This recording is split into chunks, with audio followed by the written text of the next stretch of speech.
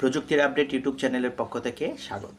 আজকের ভিডিওটি হচ্ছে অষ্টম শ্রেণী বৃত্তি পরীক্ষার্থীদের জন্য একটা মজাদার একটা প্রশ্ন। যারা অষ্টম শ্রেণী বৃত্তি পরীক্ষা দেবেন তাদের কত টাকা ফি দিতে হবে, এরকম একটা মজাদার প্রশ্ন আমি আজকে নিয়ে আলোচনা করব। এর আগে ভিউয়ার্স, আমার এই চ্যানেলে অষ্টম শ্রেণী বৃত্তি পরীক্ষা, যে কোনো বৃত্তি পরীক্ষা সংক্রান্ত আলোচনা করা হয় এবং অষ্টম শ্রেণী পঞ্চম শ্রেণী বৃত্তি পরীক্ষার সিলেবাস মানবন্টন নিয়ে আমার একাধিক ভিডিও দেওয়া আছে এবং যে কোনো আপডেট পেতে চ্যানেলটা সাবস্ক্রাইব করবেন। তাহলে মূল ভিডিওটা হচ্ছে যে অষ্টম শ্রেণী বৃত্তি পরীক্ষা বাবদ কত টাকা খরচ হয়। যদি এক কথা বলা দেওয়া যায় তাহলে 600 টাকা আমাদের অষ্টম শ্রেণী বৃত্তি পরীক্ষার ফি বাবদ দেওয়া হবে। তাই ফি বাবদ দেওয়া হবে 400 টাকা এবং কেন্দ্র ফি 200 টাকা।